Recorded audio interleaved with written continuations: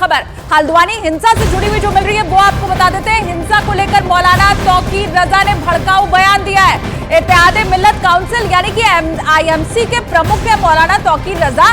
कहा है उन्होंने कि हम किसी बुलडोजर को बर्दाश्त नहीं करेंगे। मौलाना ने कहा है कि अगर हम पर हमला हुआ तो हम जान लेने से भी नहीं चूकेंगे। ये बहुत बड़ी खबर आपको बता रहे हैं। तौकीर रजा का विवादित बयान, हमला अगर हुआ तो जान ले लेंगे, जान लेने से भी नहीं चूकेंगे। हल्द्वानी हिंसा और उसके बाद मौलाना तौकीर रजा का ये भड़काने वाला बयान अब सामने आया है।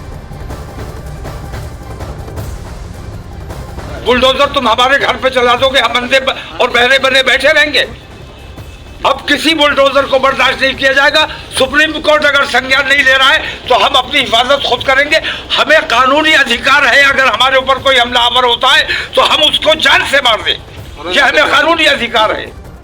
और वहीं हल्द्वानी हिंसा के बाद प्रशासन पूरे एक्शन मोड में दिखाई दे रहा है। CCTV फुटेज के आधार पर उपद्रवियों की तलाश की जा रही है। दंगाइयों के खिलाफ कड़ी से कड़ी कार्रवाई की जाएगी। जो हमारे देश का कानून है उसको बहाल किया जाएगा। आज चीफ सेक्रेटरी मैडम और हमने सारी समीक्षा की है। अस्पताल गए, वहाँ जो लोग घायल एडमिट हुए हैं उनका हालचाल पूछा गया और अभी यहाँ थाने पे आके डैमेज हमने असेस किया है। तो अभी स्थिति थोड़ा तनावपूर्ण है लेकिन नियंत्रण में है। और हमने DMSP के साथ और ADG लॉ एंड ऑर्डर हम सब लोगों ने मीटिंग कर ली है और मुझे विश्वास है जल्दी ही शांति व्यवस्था को बहाल करने के लिए और इस उपद्रव के पीछे जो भी शरारती तत्व थे, एंटी सोशल एलिमेंट्स थे, उनके खिलाफ सख्त से सख्त।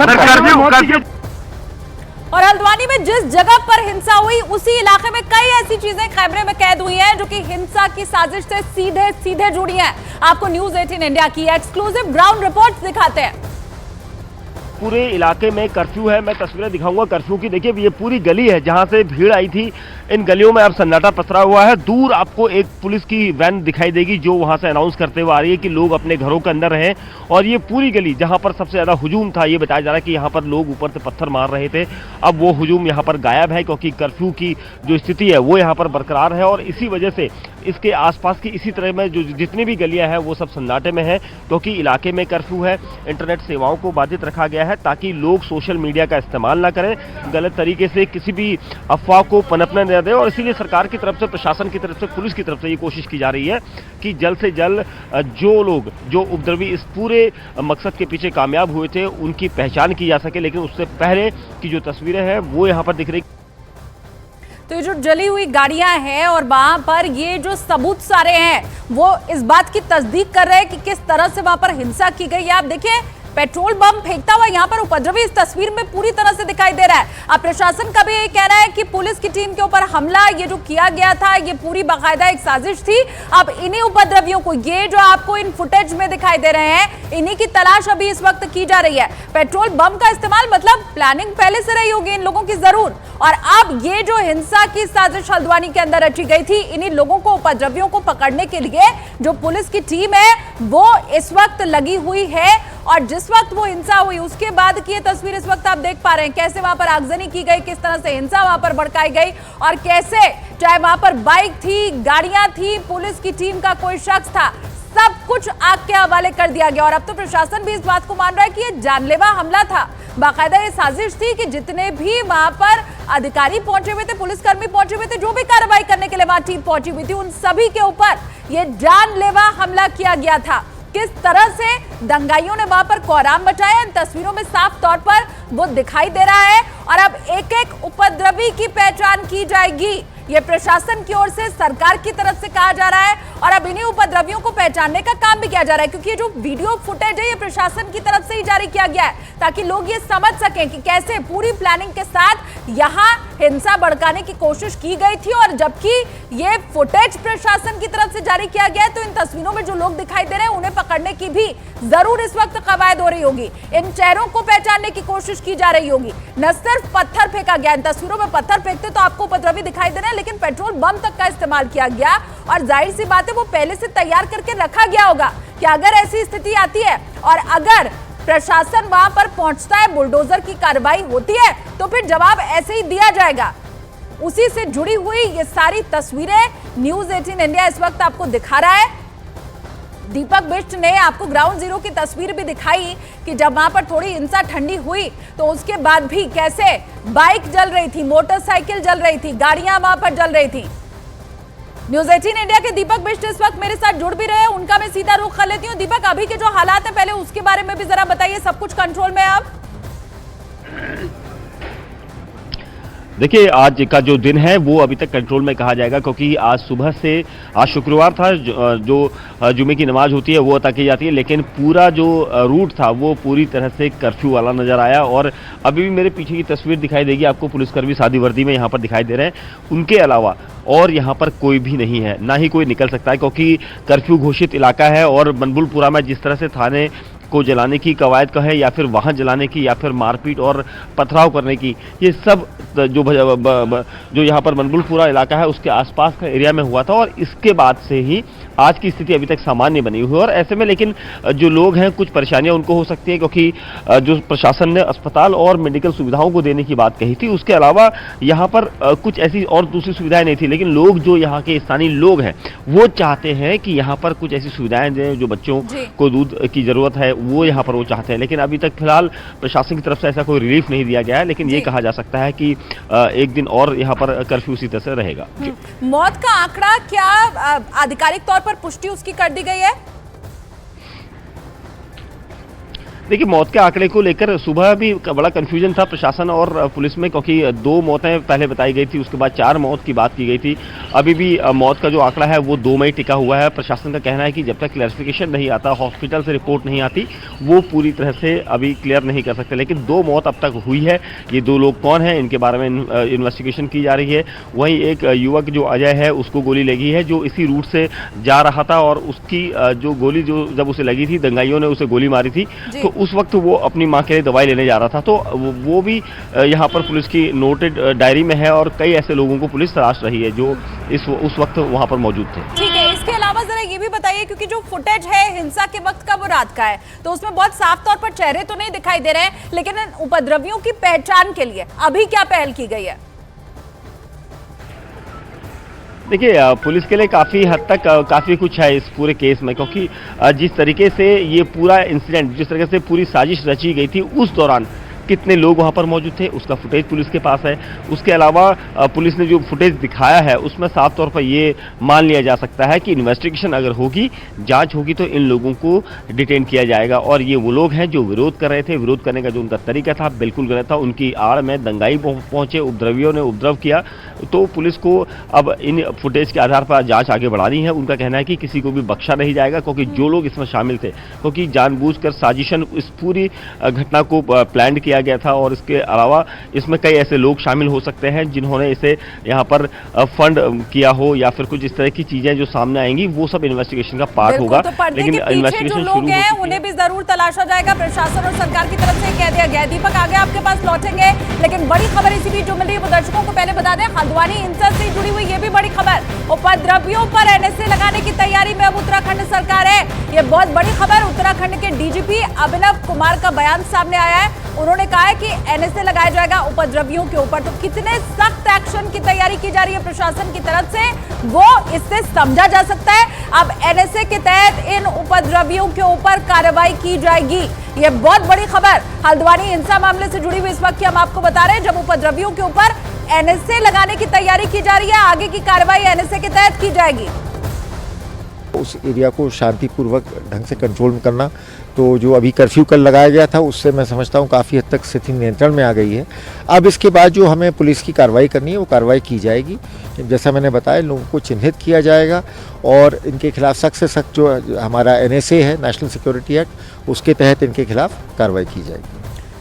और वे देखिए, नगर निगम और पुलिस की टीम हल्द्वानी में सरकारी जमीन पर बनी मस्जिद और मदरसे को तोड़ने के लिए बस पहुंची हुई थी। अवैध निर्माण पर प्रशासन का बुलडोजर चल ही रहा था कि वहां पर रहने वाले लोग बुरी तरह से भड़क गए।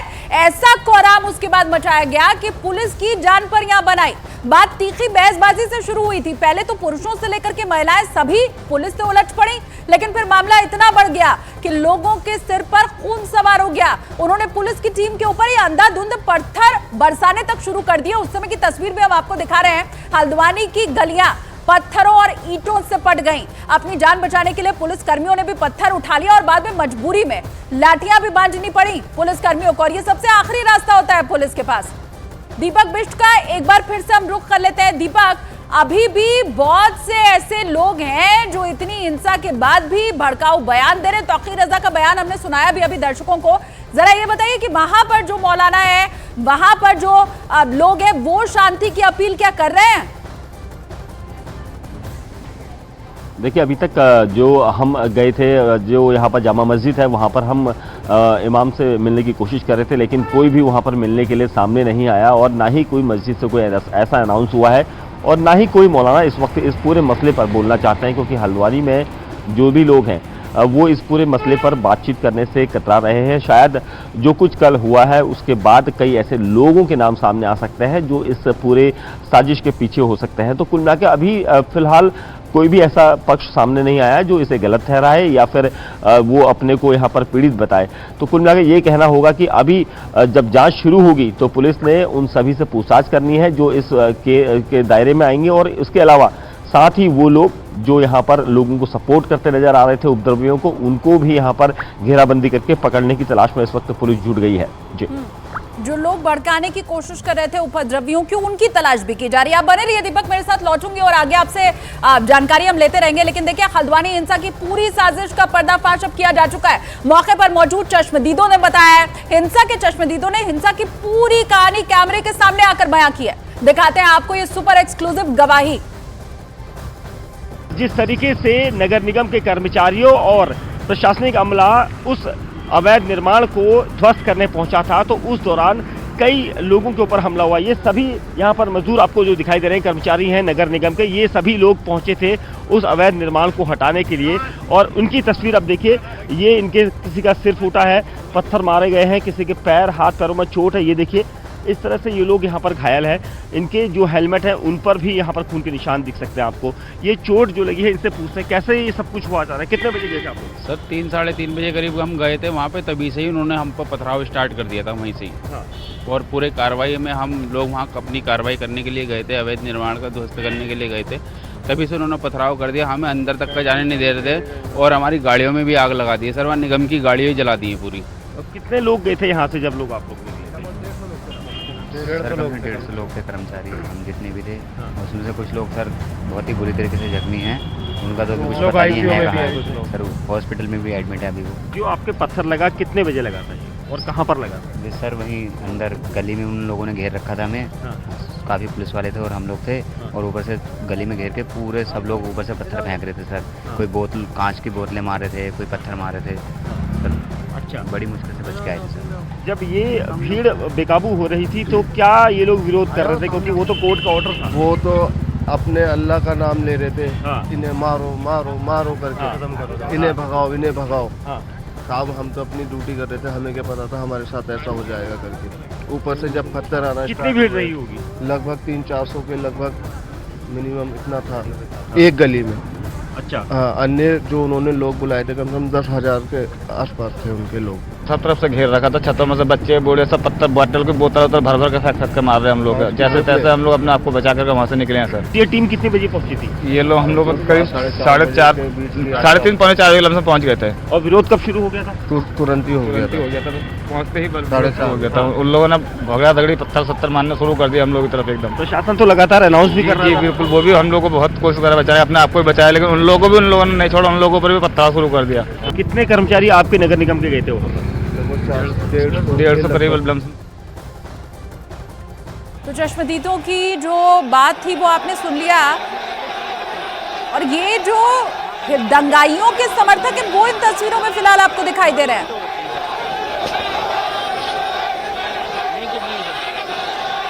हल्द्वानी शहर की ये तस्वीर इस वक्त हम आपको दिखा रहे हैं, ये बरेली की है, ये बरेली की तस्वीर इस वक्त हम आपको दिखा रहे हैं, और यहाँ नारेबाजी इस वक्त की जा रही है। ये समर्थक दंगाइयों के बताए जा रहे हैं दरअसल। तो आप कह सकते हैं कि एक तरह से दो धड़ा इस पूरे मामले में बढ़ता हुआ यहाँ पर दिखाई दे रहा है। बड़ी संख्या में बरेली में भी अब लोग सड़कों के ऊपर उतरे हुए हैं, यहाँ पर नारेबाजी की जा रही है और जाहिर सी बात है इसमें उन लोगों का हाथ बहुत बड़ा माना जाएगा जो इतनी हिंसा के बाद भी शांत रहने की अपील की जगह लोगों को भड़काते हुए दिखाई दे रहे थे। अब ये जरा देखिए कितनी बड़ी संख्या में सड़कों पर उतरकर लोग प्रदर्शन कर रहे हैं। हल्द्वानी में ये पूरा मामला होता है, बरेली हालांकि बहुत अलग नहीं है, पास में ही है हल्द्वानी के, तो कैसे सटा हुआ बरेली जो हल्द्वानी से, वहां पर भी इस समय ये प्रदर्शन सड़कों पर उतर करके लोग कर रहे हैं।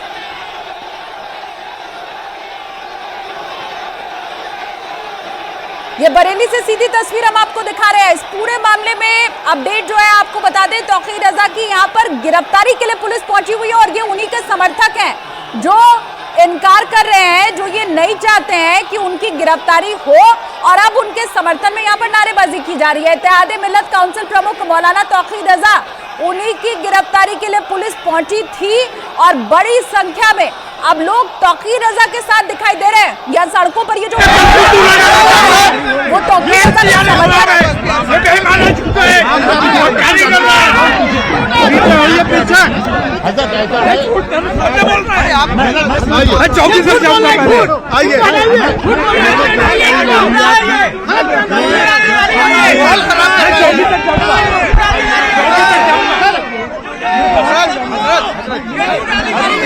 अरे हजरत पीछे हो जाओ, देखिए कैसे आगे बढ़ने की कोशिश कर रहे हैं।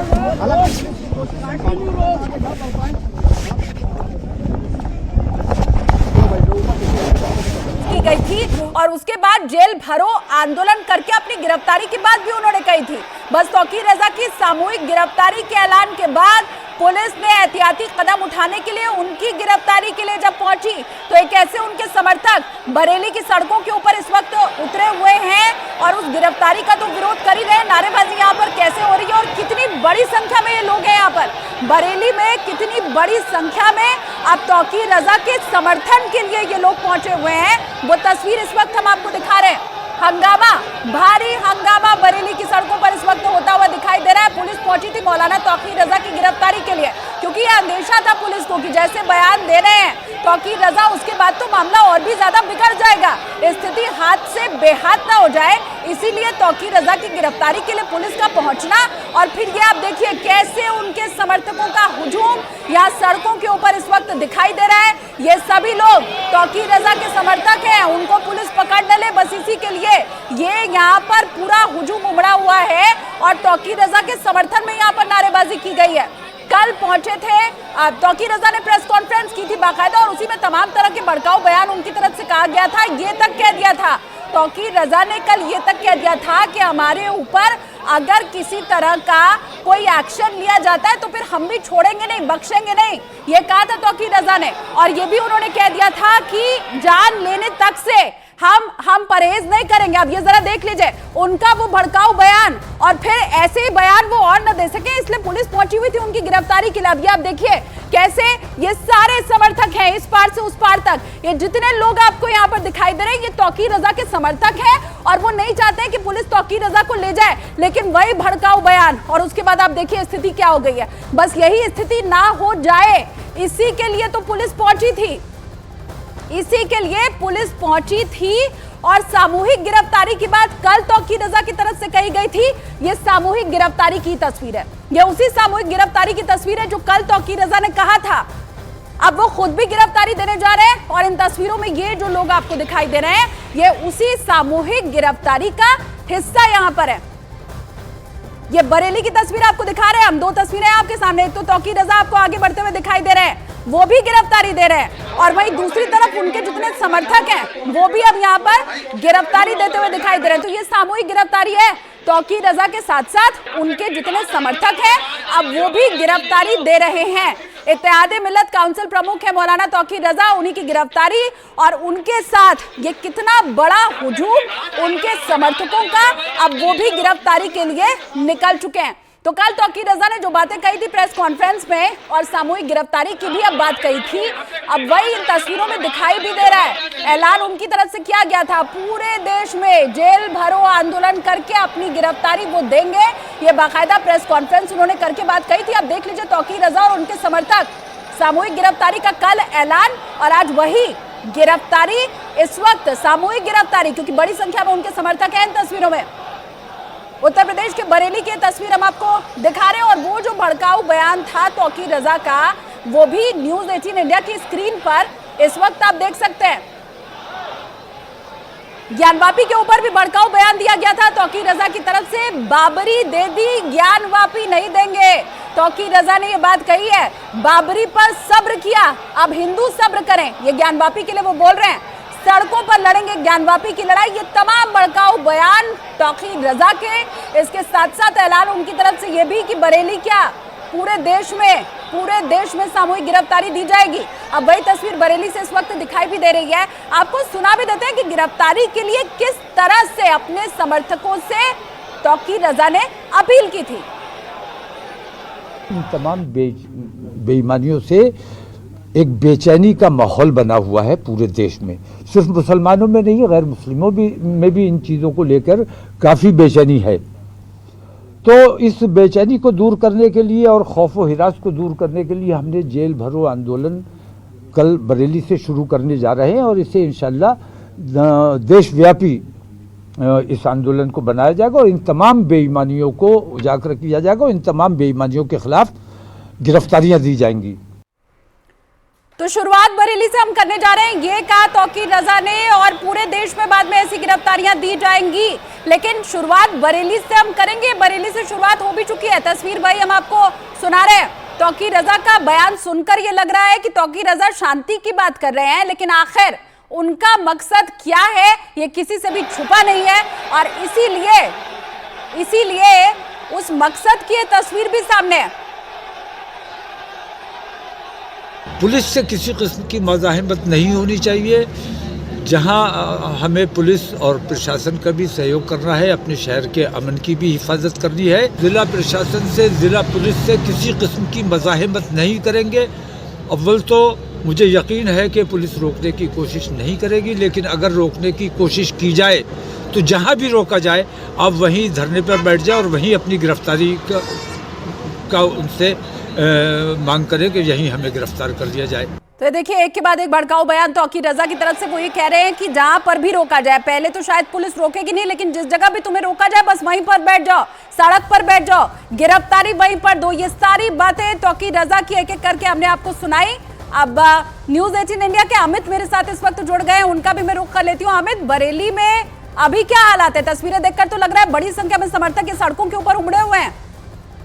या बिल्कुल, देखिए पुलिस, लेकिन जिस तरीके से मौलाना तौकीर रजा ने इस प्रोटेस्ट का आह्वान किया था कि नमाज अदा करने के बाद वो बड़ी तादाद में गिरफ्तारी देंगे, तो उसके बाद से पुलिस लगातार अलर्ट पे थी और इस वक्त बरेली के चप्पे चप्पे पर उत्तर प्रदेश पुलिस के जवानों की तैनाती है और लगातार ड्रोन से भी नजर रखी जा रही है। फिलहाल जो तस्वीरें हम देख पा रहे हैं, जिस तरीके से मौलाना तौकीर रजा अपने घर से निकले हैं, उसके बाद नमाज अदा की है, नमाज अदा करने के बाद बड़ी तादाद में उनके समर्थकों के साथ वो आगे बढ़ रहे हैं, लेकिन पुलिस ने उन्हें रोक दिया है। वो इंटर कॉलेज से गिरफ्तारी देने वाले थे, लेकिन पुलिस ने उन्हें रोक दिया। तो जाहिर तौर पर मौलाना तौकीर रजा जो कि अपने विवादित बयानों के लिए काफी जाने जाते हैं, जिस तरीके से हमने उनके पुराने विवाद बयान देखे हैं, चाहे अभी हाल में भारत रत्न जब लाल कृष्ण आडवाणी को दी गई थी तो उस दौरान किस तरीके से उन्होंने विवादित बयान किया, तो जाहिर तौर पे अपने विवादों में रहने और सुर्खियों पर बने रहने का तौकीर रजा का ये आदत है। और तौकीर रजा को फिलहाल पुलिस ने रोक दिया है, और लेकिन वो अपने भारी समर्थकों को के साथ वहीं बरेली में जहां रोका गया है वहीं से वो गिरफ्तारी देंगे। और जिस तरीके से तौकीर रजा ने ऐलान किया था उसको देखते हुए पूरे उत्तर प्रदेश में जुम्मे की नमाज के बाद अलर्ट जारी किया गया था। हर चप्पे चप्पे पर, बरेली के चप्पे चप्पे पर तो तैनाती है ही उत्तर प्रदेश पुलिस के जवानों की। बहरहाल जो उत्तर प्रदेश जवानों की तैनाती उत्तर प्रदेश के समस्त जिलों के संवेदनशील इलाकों में है, तो पुलिस बिल्कुल अलर्ट थी, क्योंकि जिस तरीके से बीते कल हल्द्वानी में हमने पत्थरबाजी देखी थी, उसके बाद से लगातार अलर्ट जारी किया गया था संवेदनशील इलाकों में। और उसके बाद वहीं बरेली में तो जो कि अपने आप को बड़े मसीहा के तौर पे बताते हैं कि वो मुसलमानों, तो जाहिर तौर पर ऐसे समय में उन्हें सभी धर्मों की एकता की बात करनी चाहिए। तो वो